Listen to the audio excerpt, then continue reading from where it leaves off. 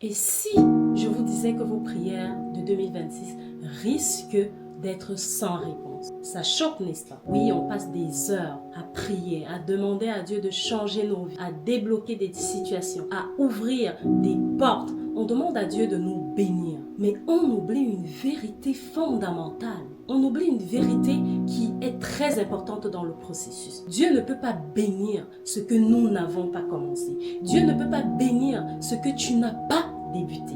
Oui, bonjour à tous et très bonne année 2026. 2025 s'est achevé, nous sommes en 2026. Donc je souhaite que cette année soit celle de ta percée. Mais pour que ce ne soit pas juste une année de plus, il faut comprendre une loi spirituelle importante, puissante je dirais. On a l'habitude de dire, tu as besoin de Dieu pour y arriver. C'est vrai, hein? À 100%, c'est Dieu qui fera.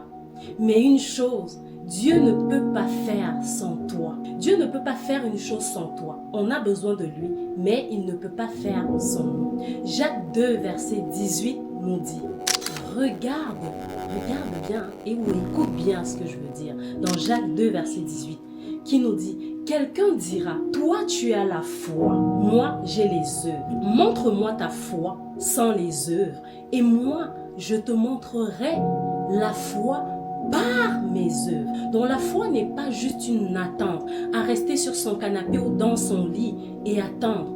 La foi, c'est une démonstration. La foi, c'est une preuve telle que nous le dit le verset.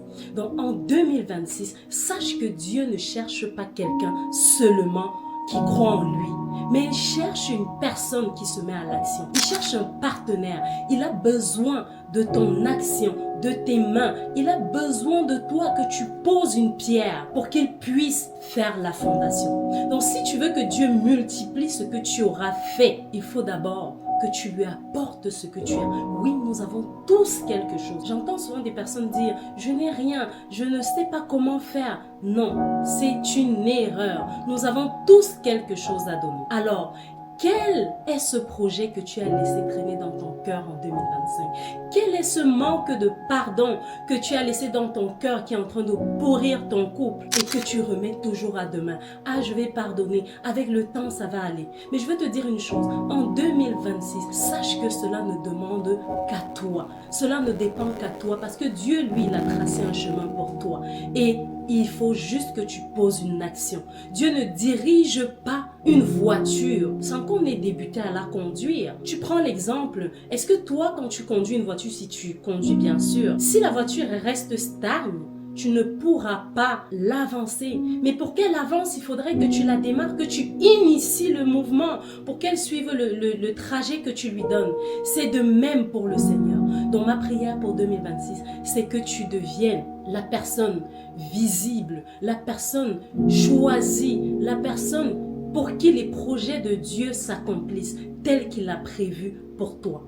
Et je t'invite en 2026 à faire ta part et le Seigneur fera sa part parce qu'il ne peut pas conduire sans nous. Il ne peut rien faire sans nous. Pose une pierre et le Seigneur viendra solidifier les bases. Il va t'emmener. Ne rate pas l'occasion, en tout cas en 2026, qu'elle soit une année comme les autres, mais qu'elle soit une année où tu vas voir quelque chose de différent.